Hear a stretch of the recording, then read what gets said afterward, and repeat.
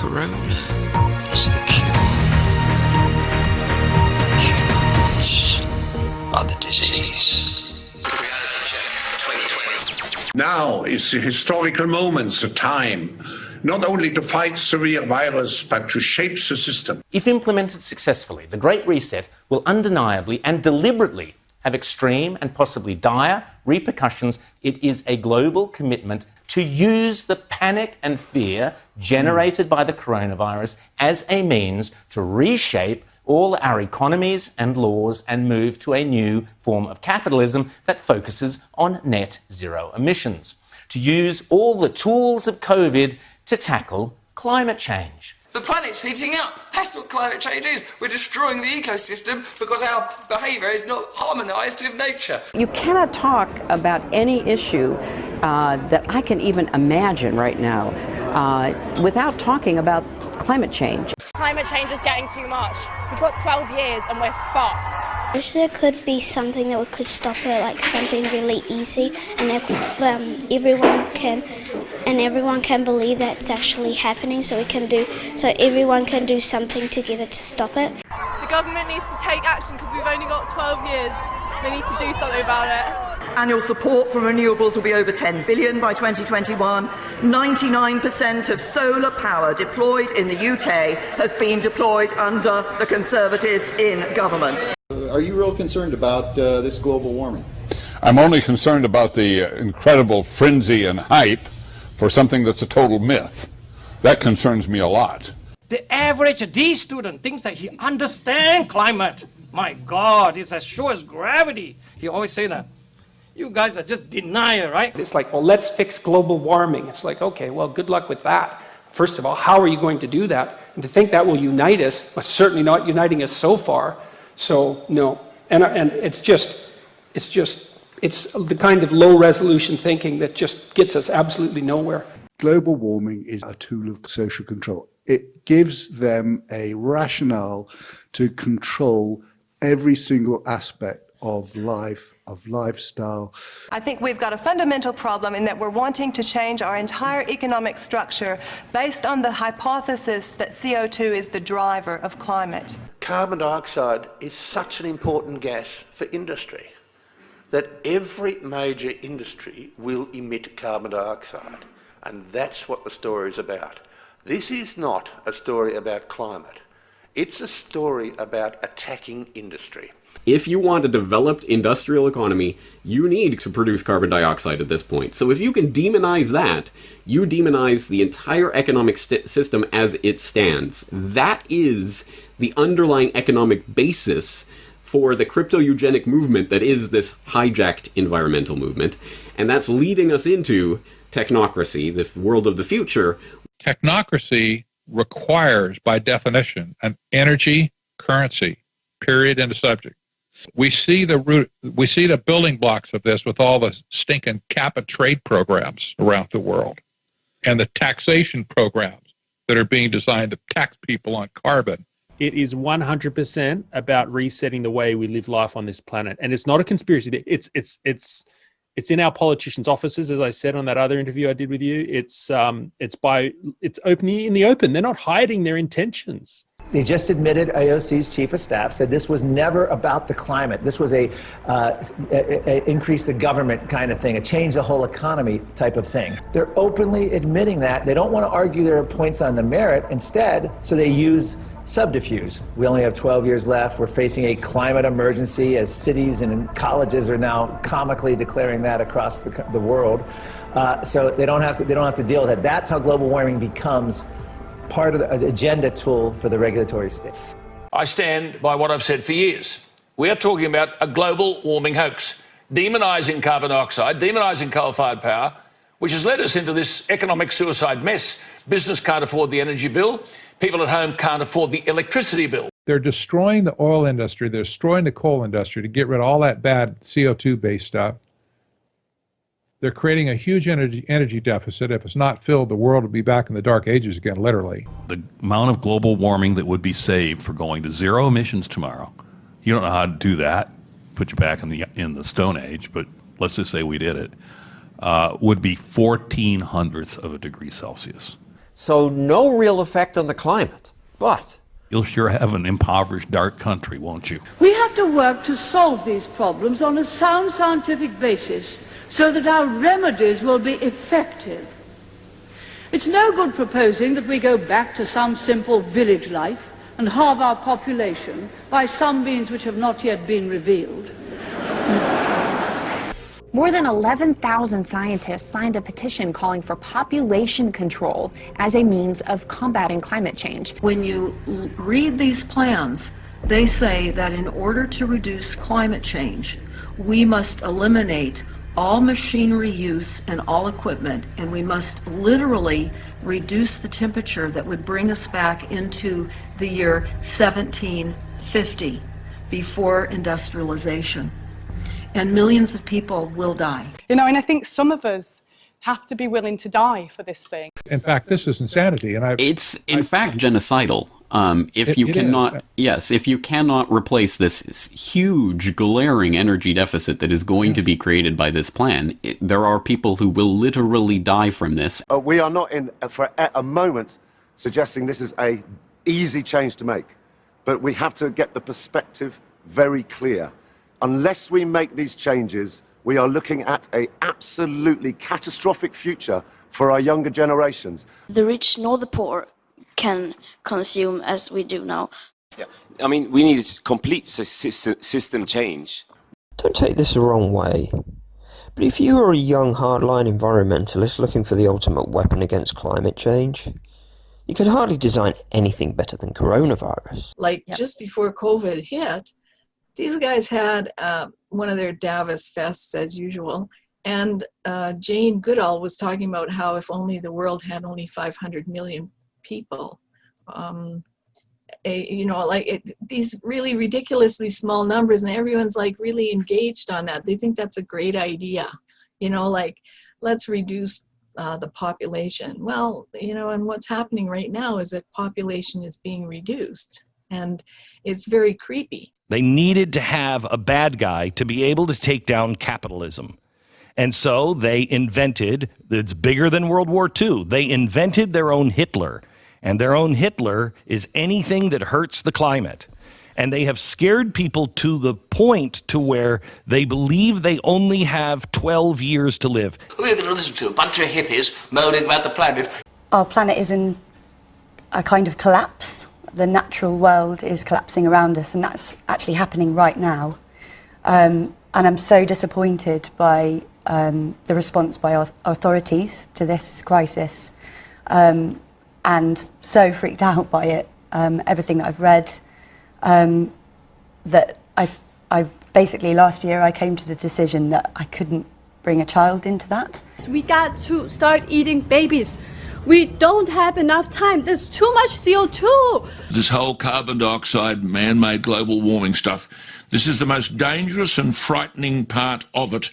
How such a lobbyist group, that's this IPCC, have been able to fool the whole world. We are facing the potential collapse of our very civilization. No, didn't you hear what I said? We're looking at mass starvation within 10 years. The planet is in mortal danger. I just don't know if they're going to do anything.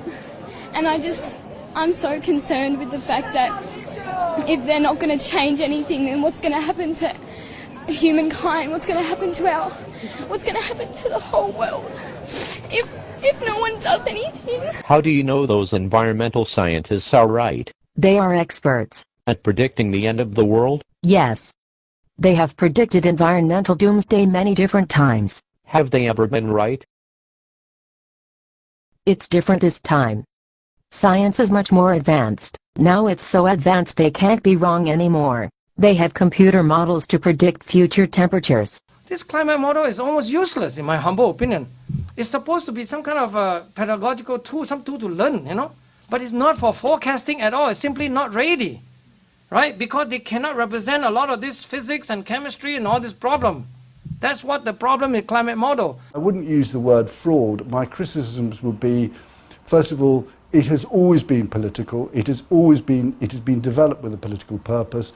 And secondly, is the way that the science has been presented. We've got to remember we have to be faithful as scientists. In a lot of cases, people have written that it's okay that the end justifies the means. We can make up these scary scenarios so people will listen to us, people will act. I don't think that's moral. We can't save the world by playing by the rules, because the rules have to be changed. Everything needs to change. We've had reports of women having abortions, supposedly because of fears of climate change, women not having children. We saw that poor young Greta Thunberg, the distress that she was under there in the UN, all because of lies that are being peddled. This young person who was so clear saw the truth and got traumatized. And of course, what was so great is what eventually got her out of the trauma was what the students were doing, the Parkland students in Florida. Action has a way of doing that. Get you out of grief and despair. All of you know, you're a pollutant. Too much CO2. The talk really hit me hard, so I was already terrified.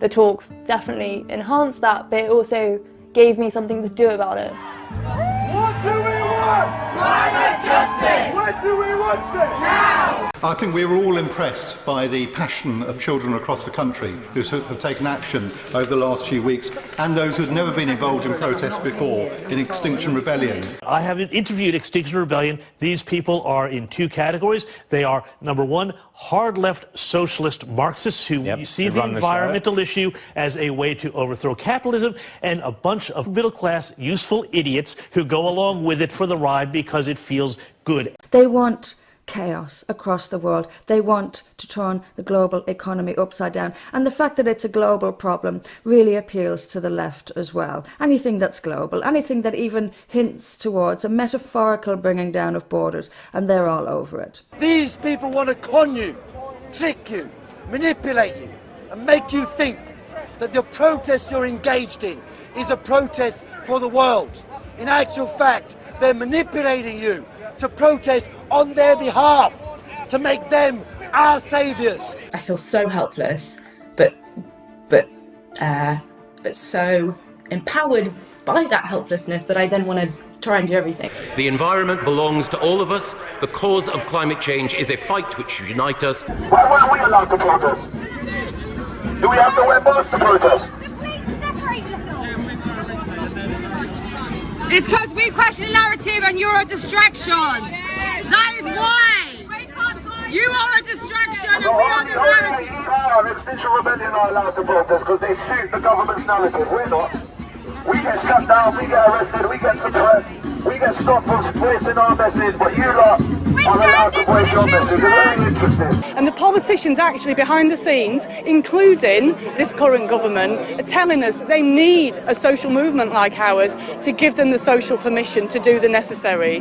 They haven't been telling the truth. We're telling the truth. We need people to focus on this emergency and we need really big action. We are powering a new green revolution. The protest is estimated to have cost local businesses millions of pounds so far and has caused travel chaos for up to 500,000 people. Fuck off. Let's be clear about this. You're saying that government politicians are saying, yes, we need you to come to London and glue yourself to Jeremy Corbyn's front door, or to disrupt the Docklands Right Railway, or block Westminster Bridge. You've actually got government ministers, have you, telling you that's what they want? I'm giving you anecdotal evidence. I won't be able to prove that to you, but I've met a couple of people who've talked to Theresa May's advisors, and they have said they do know how bad it is, and actually they need you guys to help. So I think basically we're doing the job. Come on guys, you can all go home now, because Michael Gove says the government has got the message. And we can ensure that global leadership is something that Britain can show when it comes to the environment and climate change. One of the founders of Extinction Rebellion himself only last year said, oh, by the way, this climate thing is just the excuse. The real agenda here is, as Greta is now saying, and as many of others had said, it's about so-called decolonising the world, so that's just code for getting rid of capitalism around the world. The patriarchy, that's just another term for basically the West. And it's a radical communist socialist agenda. Today, we're seeing the third revolution. They tried for the second revolution back in the 60s and 70s. Today, they think they can make this happen. This is the outside. This is the violent part. On the inside, the Democratic Party is ready to take what is happening here and say, look, all Americans believe this. It's time to get rid of capitalism. It's time to force on you climate change. It's time to change your entire economic, political, and while we're at it, your religious structure and your free speech and your Bill of Rights and everything else. And that's what this is really about. People have said we need a system change. They tend to refer to a change in the energy system. I actually think we need to be bolder and go wider. We need to reform our whole economic system, and that requires reform of capitalism. Nothing else will be sufficient in response to the young people protesting. Nothing else will be radical enough. Do you see some links between that enthusiasm for socialism and hate for capitalism and the enthusiasm also to embrace climate change and to re-engineer economies in the West? Yes, absolutely. I think that this entire climate change mainstream narrative is not about science at all, because I would say that more than 90% of the people, especially the young people who go to those Fridays for Future protests, they have no clue what they are actually talking about. They don't know anything about the science behind it. Children completely brainwashed, just saying what is the exact opposite of the truth. To be able to sort of learn more is bonkers, right? Our kids don't need any more knowledge. We have all the knowledge we need. The thing we need now is action, and parents need to support their kids. It's their future. A first grader can understand how the world works. These people can't seem to figure this out. We need carbon dioxide.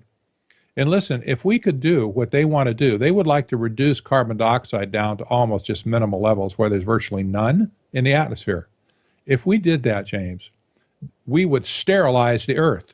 Sterilize the earth. The plants would die, the oxygen would be breathed up, and with no way to replace it, we would die. Carbon dioxide is not a pollutant. It's not a poison. It's a natural gas. The policies they wanted needed to show that there'd be a catastrophe, what they call a transformation, some kind of ecological transformation to justify emissions cuts. So they back-engineered from that conclusion to the science and so forth. That's where we're at now, where we've got global policy based upon completely false, deliberately created science. I mean, again, it's literally the oligarchs, literally the eugenicists becoming the environmental movement. This is a massive movement, and its real intentions are being masked with environmental issues. The bad news is this structure was set up by those who want to establish a global government system. They've set this structure up years ago. They are quite open about the costs and how this will transform people's lives, not for the positives. It will be one where they openly admit, the World Economic Forum openly admit this will be the end towards private property and our privacy, but they think we'll be happier for it because our lives will be managed by these wise technocrats, these Olympians. If they get their way and they create this, let's just say they create a digital currency, a cryptocurrency as it were, things are going to just be, I think they'll be very bad, because it's just another step towards this one world government. The Great Reset is a welcome recognition that this human tragedy must be a wake-up call. It is imperative that we reimagine, rebuild, redesign, reinvigorate and rebalance our world. Rebalancing investment, harnessing science and technology, and advancing the transition to net zero emissions, all elements of the Great Reset, are fundamental to building the future we need. I see it as us coming together at one point for the push, for the transition. But rapidly shrinking window of opportunity to learn lessons and reset ourselves on a more sustainable path. We have to change the way we live, the way we conduct society, and we have to be aware now that the changes will make life less comfortable. That is just how it is, though, and we should get on with it. Legislating for net zero emissions by 2050 should be the absolute minimum we are aiming for, and it should spur a far more ambitious policy agenda. It might be a bit uncomfortable, but I actually think there'll be great benefits. Act now, change now, or be swept by those that will. There will be sacrifice, there will be things that we can't necessarily do, that we do at the moment, or we have to do less of? Well, what are we going to do? You're going to stop having heat? You're going to stop having electricity? You're going to stop driving your cars? You're going to stop taking trains? So this is a scary sign. What we're calling for people to do, okay, no more flights, no more cars, no more trains, no more food, no more air, and just die. If we're not willing to lay down and die as a people, there is no way the human race can survive. There's no climate emergency. Politicians can't stop climate change, but they can put you into energy poverty and carbon serfdom. I don't think that ordinary people should be flying at all. I think it should be purely for diplomatic and scientific purposes. I think I'm becoming a climate change denier. I'm very disappointed in you. Deniers are the bad guys. How do you know? Because. Other than because they disagree with you. Because the deniers are funded by evil energy companies. And that's what we're up against. We're not up against science, we're actually up against a religion. And no evidence can change someone's mind in a religious ideology because they have entered that position by being irrational. So how on earth can you use rationality to get them out of that position? Well, and then what about all those other problems? What are you going to do about them? Well, we'll ignore them because we can feel good about, being concerned about global warming. You're going to be a decent human being and do what you can. Because I've made my choice. Okay, are we done? Are we done? Right, where's the fucking super glue? Because I'm off. I'm off to save the fucking planet. Okay, fuck it, I'm off.